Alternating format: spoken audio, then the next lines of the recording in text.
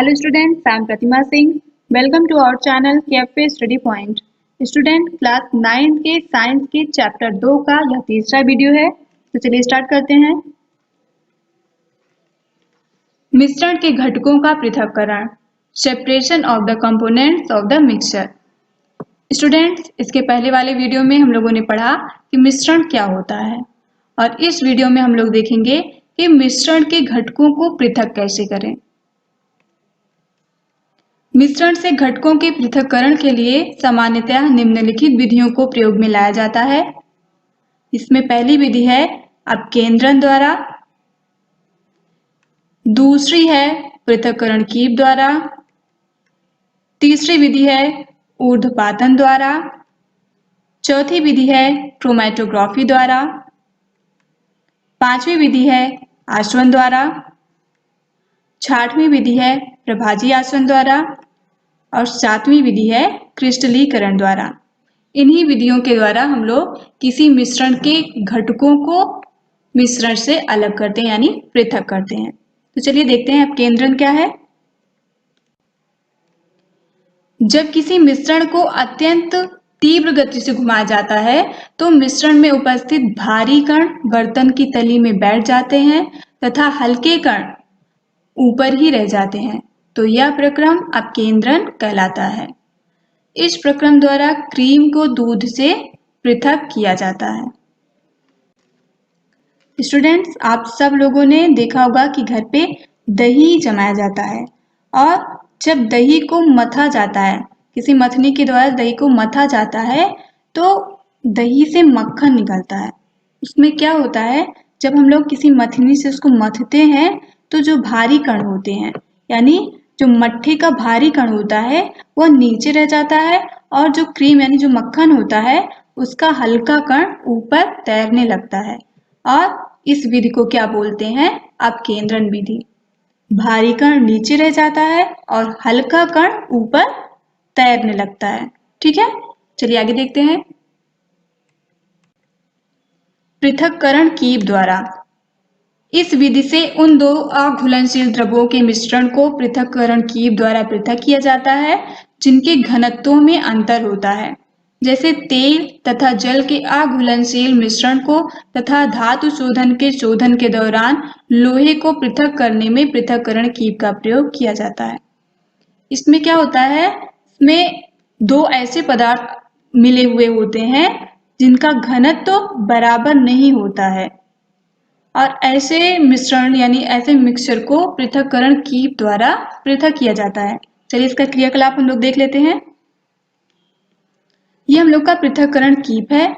इसमें अयस्क के चूरे को, यानी अयस्क में क्या होता है, लोहे का चूरा होता है और कुछ गंदगी, कुछ और भी पदार्थ इसमें मिले हुए होते हैं। जब इसको पृथक्करण कीप में डाला जाता है तो ये ऐसे घूमता हुआ नीचे गिरता है। इसमें दो रोलर लगे होते हैं जो चुंबकीय रोलर होते हैं, और इसमें एक पट्टे पर जो है कन्वेयर बेल्ट, इस पर ये ऐसे घूमते रहते हैं, गोल गोल ऐसे घूमते रहते हैं। और ये जो पिसा हुआ अयस्क आता है, इसमें जो भारी कण होते हैं यानी जो लोहे के कण होते हैं वह इससे चिपकते हुए कुछ नीचे तक जाते हैं और ये दूसरे पात्र में यानी दूसरे बर्तन में इकट्ठे हो जाते हैं। और वहीं जो अयस्क ऐसे होते हैं जो हल्के होते हैं वो क्या होता है, वो इससे चिपकते नहीं है क्योंकि यह चुंबकीय पदार्थ नहीं होते हैं, और ये दूसरे बर्तन में जाकर एकत्रित हो जाते हैं। और इस विधि से अयस्क से लोहे को पृथक किया जाता है। ठीक है, चलिए अगला देखते हैं। अगला है ऊर्ध्वपातन द्वारा। ऊर्ध्वपातित न होने योग्य अशुद्धियों तथा ऊर्ध्वपातज पदार्थों के मिश्रण से अशुद्धियों को दूर करने के लिए ऊर्ध्वपातन प्रक्रिया का प्रयोग किया जाता है। अमोनियम क्लोराइड, कपूर, नैफ्थलीन और एंथ्रासीन ऊर्ध्वपातित होने वाले ठोस पदार्थों के कुछ उदाहरण हैं। इसका शोधन इसी विधि से किया जाता है। यानी अगर ऐसा मिक्सचर है जिसमें एक मिश्रण यानी एक पदार्थ ऊर्ध्वपातित न होने योग्य है और दूसरी ऊर्ध्वपातिज है, यानी दो ऐसे पदार्थ मिक्स किए गए हैं जो कि एक ऊर्ध्वपातिज है और एक ऊर्ध्वपातीज नहीं है। ठीक है, तो ऐसे मिश्रण से ऊर्ध्वपातीज पदार्थों को हम लोग को अलग करना है, उसको शुद्ध करना है और ऊर्ध्वपातीज न होने योग्य अशुद्धियों को दूर करना है। तो हम लोग क्या करेंगे, हम लोग इसे गर्म करेंगे और गर्म करने के पश्चात हम देखेंगे कि जो हमारा ऊर्ध्वपातीज पदार्थ है वो गैस में बदल जाएगा और इसे हम लोग किसी दूसरे बीकर या किसी बर्तन में एकत्रित कर लेंगे। वहीं जो ऊर्ध्वपातीज नहीं होता है वो या तो द्रव में बदलेगा या तो ठोस अवस्था में जैसे वो है वैसे ही रह जाएगा। तो इसको हम लोग एकत्रित कर लेते हैं और ऊर्ध्वपातीज पदार्थ का एक गुण यह भी होता है कि जब हम उसको गैस में परिवर्तित करते हैं तो पुनः वह ठोस अवस्था में डायरेक्ट वो कन्वर्ट हो जाता है, वो द्रव अवस्था में नहीं बदलता है। इसे हम लोग दूसरे बीकर में एकत्रित कर लेंगे और कुछ देर रखने के बाद, उसे ठंडा करने के बाद हम लोग देखेंगे कि हमारा क्रिस्टल फिर से हमको प्राप्त हो जाएगा। ठीक है, चलिए अगला भी देखते हैं। क्रोमैटोग्राफी द्वारा, यह एक ऐसी विधि है जिसका प्रयोग उन विलेय पदार्थों को पृथक करने में किया जाता है जो एक ही प्रकार के विलायक में घुले होते हैं। इस विधि का उपयोग विभिन्न रंगों के मिश्रण के घटकों को पृथक करने में किया जाता है। जैसे एग्जाम्पल हम लोग देखेंगे, डाई के रंगों को पृथक करने में, प्राकृतिक रंगों से पिगमेंट को पृथक करने में आदि। स्टूडेंट्स, क्रोमैटोग्राफी इसका नाम क्यों पड़ा? क्योंकि क्रोमैटो मीन्स होता है रंग यानी कलर, और कलर यानी रंग को पृथक करने के लिए इस विधि का प्रयोग किया जाता है, इसलिए इसे क्रोमैटोग्राफी कहा जाता है। ठीक है, चलिए इसका भी हम लोग प्रैक्टिकल देख लेते हैं। सबसे पहले हम लोग एक पेपर लेते हैं और उस पे एक निशान बनाते हैं, एक पेंसिल से मार्क बनाते हैं और एक डाई का एक बिंदु उस पे हम लोग रख लेते हैं। डाई मतलब होता है विभिन्न कलरों का यानी विभिन्न रंगों का समूह। और एक हम लोग ग्लास लेते हैं जिसमें आधा भरा हुआ पानी लेते हैं और इस पेपर को उठाकर पानी में डुबोते हैं और एक स्टैंड के माध्यम से इसको हम लोग स्थिर कर देते हैं। पानी को हम लोग इतना ऊपर रखेंगे या फिर पेपर को हम लोग उसके बस से टच करवाएंगे, उसमें डुबोएंगे नहीं। कुछ देर बाद हम लोग देखेंगे कि ये पानी, पेपर क्या करता है, पानी सोखता है और ऊपर की तरफ ये प्रसार करता है। तब जब पानी यहाँ तक पहुँचेगा यानी डाई तक पहुँचेगा तो इसमें जो कलर हैं ये भी प्रसार करेंगे और ऊपर की ओर उठने लगेंगे। इसमें जिन रंगों के कण भारी होते हैं वो नीचे रह जाते हैं और जो कलर यानी जो ऐसे रंग हैं जिनके कण हल्के हैं वह ऊपर की ओर उठते जाते हैं और इस तरीके से हमारा रंग पृथक हो जाता है। ठीक है, इसको क्या बोलते हैं? क्रोमैटोग्राफी। चलिए अगला देखते हैं। आसवन द्वारा, ऐसे मिश्रण जो विघटित हुए बिना उबलते हैं तथा जिनके क्वथनांकों के बीच अधिक अंतर होता है को पृथक करने के लिए आसवन विधि का प्रयोग किया जाता है। इस विधि में 2 बार वाष्पीकरण करके संघनन किया जाता है। जैसे एसीटोन तथा जल के मिश्रण को आसवन विधि से पृथक किया जाता है। चलिए देखते हैं इसको कैसे पृथक करते हैं। सबसे पहले हम लोग एक स्टैंड लेते हैं और उस स्टैंड के माध्यम से हम लोग एक बीकर को स्थिर कर देते हैं और नीचे एक स्टैंड और लगा देते हैं ताकि हमारा बीकर अच्छी तरीके से स्थिर रह सके। नीचे हम लोग एक बर्नर रखते हैं और हमारे बीकर में हम लोग एक विलयन, जल और एसीटोन का विलयन डाल देते हैं। थोड़ी देर बाद हम लोग बर्नर ऑन करते हैं, इसको हीट देते हैं। हमको उतना ही हीट इनको देना है जितना कि एसीटोन का क्वथनांक होता है। हम लोगों ने ऊपर एक थर्मामीटर लगाया हुआ है ताकि हमको ताप पता चलता रहे कि कितना तापमान इस विलयन का है। कुछ देर बाद हम लोग देखेंगे कि एसीटोन भाप बनकर यानी गैस के रूप में यह परिवर्तित हो जाएगा और दूसरी नली से होता हुआ नीचे की तरफ आएगा। जैसे ही एसीटोन का गैस यानी वाष्प यहाँ तक आता है, हम लोग ठंडे जल को इसमें डाल देंगे। ठंडे जल की मदद से यह संघनित हो जाएगा और दूसरे बीकर में या पात्र में एसीटोन हमारा धीरे धीरे एकत्रित हो जाएगा।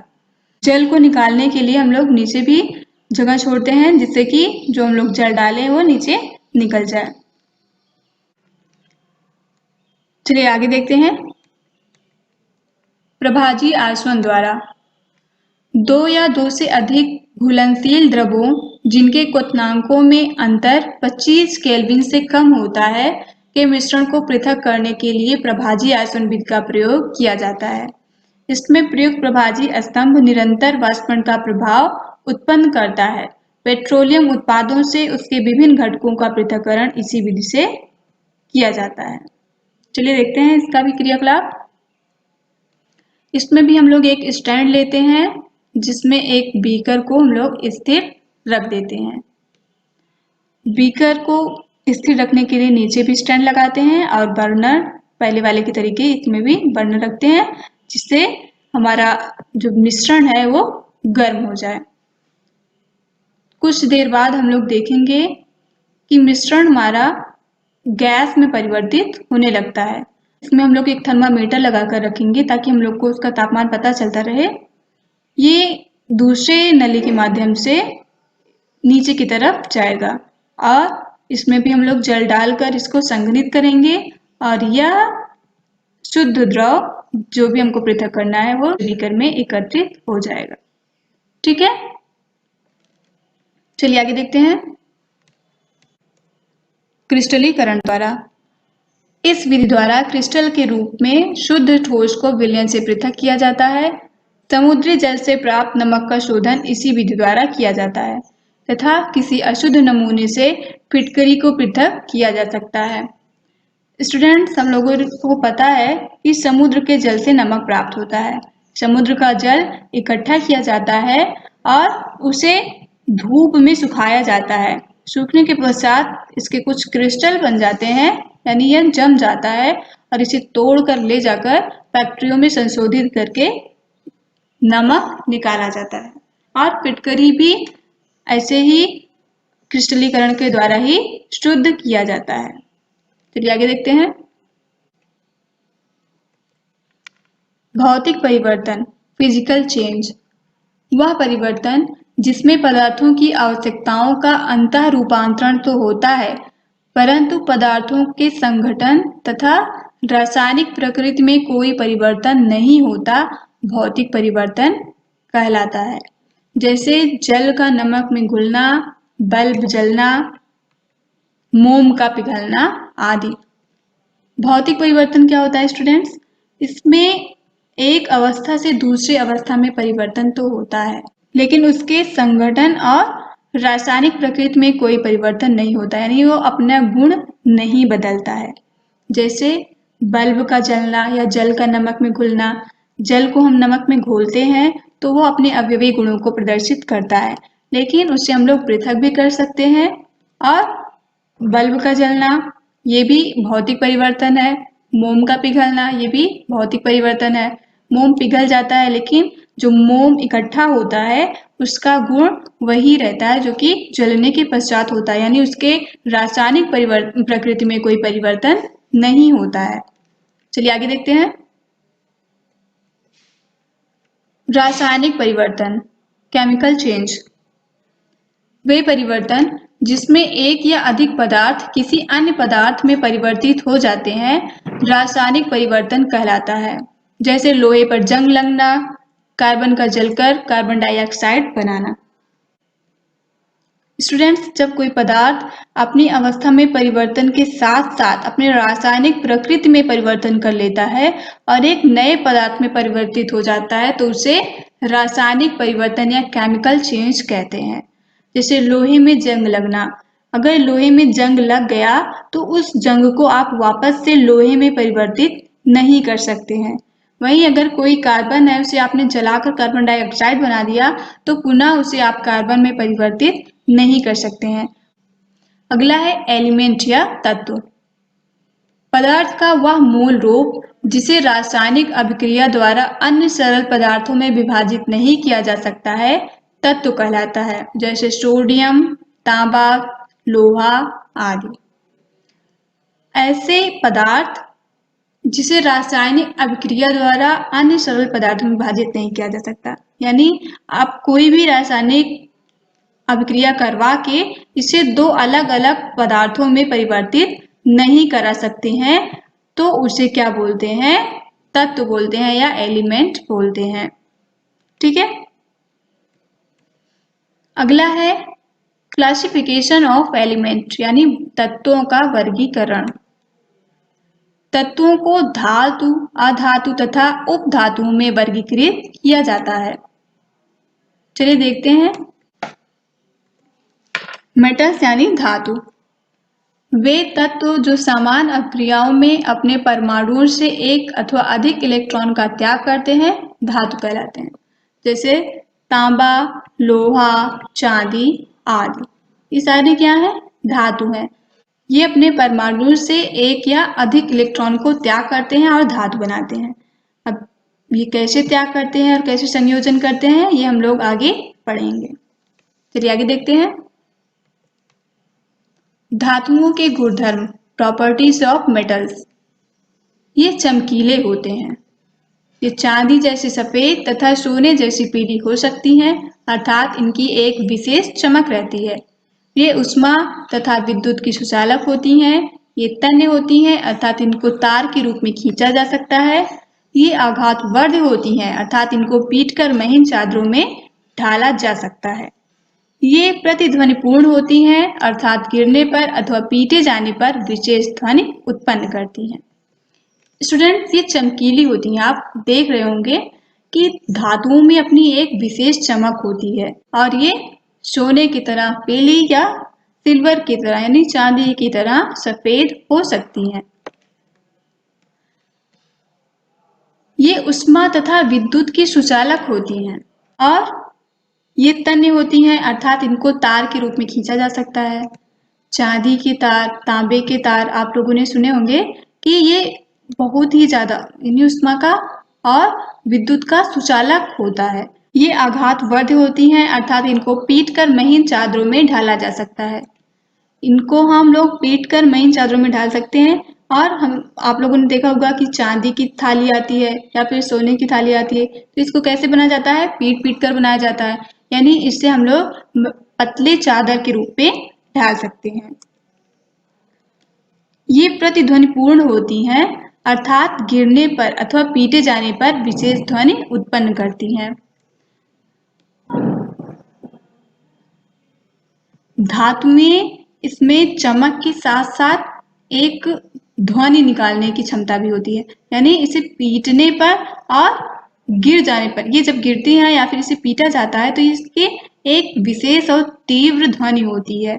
और इसीलिए आप लोगों ने देखा होगा कि जितने भी घंटी या फिर स्कूल में बजने वाली घंटी, ये सारी चीजें बनाई जाती हैं, वो धातुओं की बनाई जाती हैं, जिससे उनका आवाज बहुत ही तीव्र हो और सबके कानों तक पहुंच जाए। ठीक है, चलिए आगे बढ़ते हैं। अधातु यानी नॉन मेटल्स, वे तत्व जो समान अभिक्रियाओं में दूसरे तत्वों के परमाणुओं से इलेक्ट्रॉन ग्रहण करते हैं, अधातु कहलाते हैं। धातु में क्या होता है? वो इलेक्ट्रॉन त्यागते हैं और अधातु क्या करते हैं? इलेक्ट्रॉन को ग्रहण करते हैं। इसमें ऑक्सीजन, क्लोरीन, आयोडीन, ब्रोमीन आदि, ये सब क्या है? अधातुएं हैं। इसमें धातु का ये विपरीत होते हैं, यानी उसका उल्टा होते हैं।